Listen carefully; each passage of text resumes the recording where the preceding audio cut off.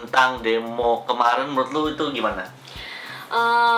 Nggak nyangka sih, soalnya itu kan taksi yang udah cukup terkenal, cukup berdedikasi, lama, dan Citranya baik lah ya, citranya baik. nomor 1 lah bisa dibilang ya. Iya, dan dibilang paling aman kan waktu itu kan. Tapi bisa bertindak anarkis gitu supirnya, jadi aku juga sedikit shock. Ternyata anarkis, mereka menghancurkan mobil temannya sendiri. Aneh ya? Iya. Kenapa yang diserang adalah mobil taksi biru Temannya. juga gitu ya? Karena nggak sportif mungkin menurut mereka. Nggak solidaritas mungkin Oh iya, ya? nggak solidaritas karena sportif. Nggak mau ikutan gitu demo, tetap cari duit. Padahal kata perusahaannya, supir taksi yang ikut demo ini dibebaskan dari setoran hari itu. Aneh ya? Iya, kok berarti didukung dong? Berarti perusahaannya juga sebenarnya mendukung supir-supirnya untuk demo. Kok aneh ya? Ya nggak sih? Tapi mungkin ya karena ini apa namanya?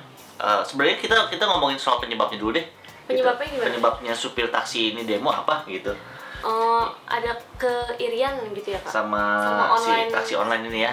Si taksi online yang hitam dan juga warna yang hijau warna-warni, ya. iya. Iya, pokoknya itu deh pokoknya. Iya.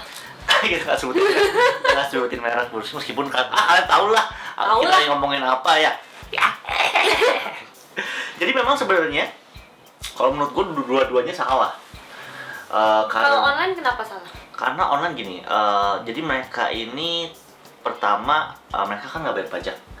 Kedua, iya juga. mereka sebenarnya memang melanggar Undang-Undang Nomor 22 yang mengatur tentang transportasi. Mereka plat mobilnya hitam.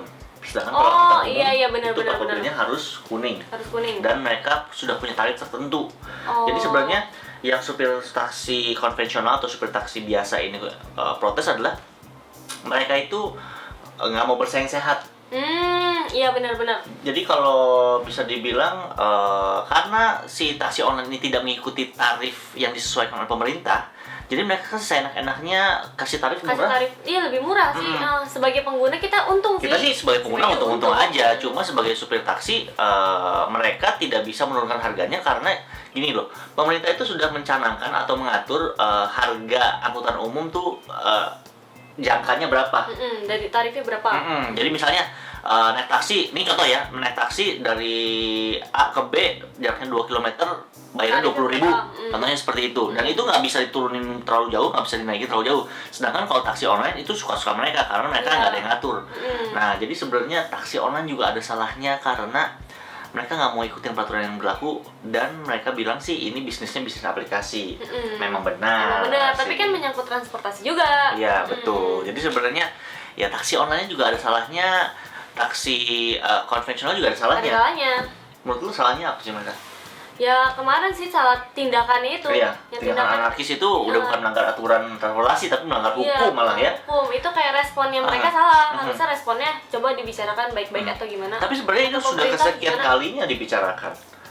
Atau pemerintah menindaklanjuti gimana? Ya mungkin itu yang jadi permasalahan bahwa tidak ada peraturan yang jelas dan di satu sisi pertanyaan gue adalah siapa yang salah gitu. Maksudnya ya apakah siapa yang lebih salah lah gitu. Kalian lebih gini aja, kalian lebih bela mana? Kalian lebih bela si taksi biru atau bela si taksi online gitu. Kalian lebih sering menggunakan taksi biru atau taksi online gitu. Itu pertanyaan terus sama di bawah ya. Kalau Kak Edo sendiri kalau taksi biru itu sama taksi online lebih sering mana? Jujur gue kalau kalian lihat vlog gue sering banget naik taksi biru. Karena gini. Kenapa? Karena gue kan capek banget nih syuting sana sini dan sibuk ya Pak, sombong. Begitu dalam kerjaan.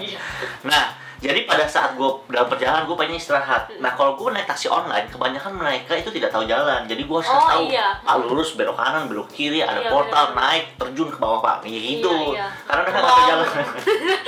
Karena mereka basicnya kan mereka orang biasa bukan supir taksi. Jadinya mereka nggak tahu jalan, jadi gue harus kasih tau jalan. Jadinya gue nggak bisa tidur, nggak bisa istirahat.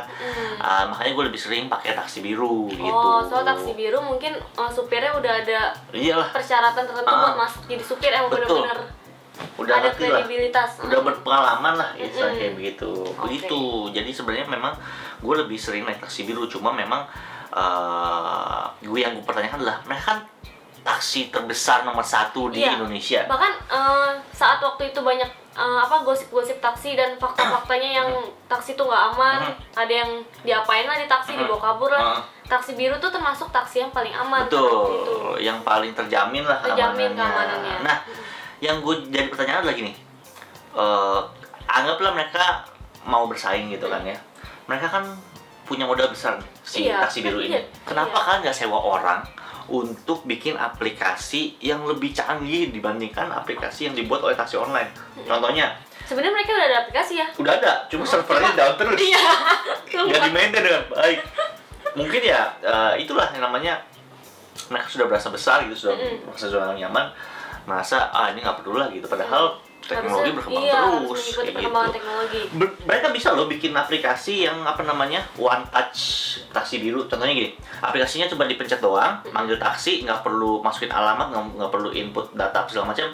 Pencet aja GPS-nya tuh, datang taksinya, shing gitu kan, bisa. Bisa juga. Ya kan? Ayo. Kalian kan modalnya besar, kenapa kalian nggak bikin aplikasi yang lebih canggih gitu? Atau begitu. Atau kalau kalian nggak mau bersaing dari harga karena mereka nggak ikutin aturan transportasi, kalian bikin aja perusahaan aplikasi yang sejenis. Ya juga. Ya kan, modal mereka besar loh itu.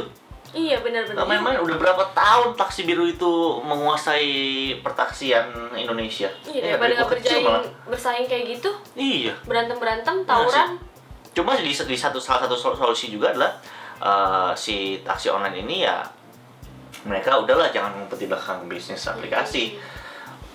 Jujur aja, ini bisnis transportasi dan ikutin aturan yang berlaku. Jadi ya bersaingnya benar-benar bersaing pelayanan, jangan bersaing harga juga. Karena memang salah satu lu pilih taksi online apa? Karena lebih murah kan? Lebih murah. Itu doang kan? Iya, itu doang kan? Ya adalah ya dijemput apa segala macam. Tapi sebenarnya taksi biasa juga bisa jemput kan, telepon bisa jemput. Jadi sebenarnya memang harganya lebih murah. Jadi kalau saran gue adalah si taksi online ikutin aturan transportasi si taksi biru, kembangin aplikasinya. Itulah mungkin itu yang paling benar dari kita yang paling benar. Cuma kenapa kalian nggak mau melakukan? Mungkin ya inilah basicnya manusia ya, maunya untung semua gitu, nggak mau ngeluarin modal lagi untuk investasi lagi. Kalau gue udah untung biar aja kayak gitu. Jadi mungkin pesan dari Zetok hari ini adalah jangan serakah, nomor satu, karena gini, duit lu cari nggak bakalan ada habisnya lah. Super gitu. sekali Bapak. Karena gue pernah ngerasain, gue pernah jadi orang yang ambisius banget, cari duit, cari popularitas apa segala macam, nggak kenyang hatinya. Nggak puas-puas Kayak ada black hole di hatinya. Tapi udah dapat mau lebih lagi. Iya, udah dapat nggak pernah puas lah pokoknya. Sama kayak lu makan besok juga lapar lagi. Iya juga. Ya kan? Makanya jadi jangan serakah, jadi orang harus bersyukur, dan juga kekosongan hati isilah dengan banyak doa. Iya, sama kalau mau berkembang ya ikutin perkembangan, harus relate sama masyarakat sekarang kayak gimana. Betul. Alright, bagaimana pendapat teman-teman semua tentang kasusnya demo taksi kemarin? Tulis komen di bawah ya, dan kalau ada solusi yang lebih canggih tulis komen di bawah. Alright, sampai jumpa besok lagi. Thank you for being here. Hai, sebelum close atau pindah ke video lainnya, kasih like dulu ya. Dan follow gue di YouTube dengan cara subscribe ke channel ini, Edozel Days.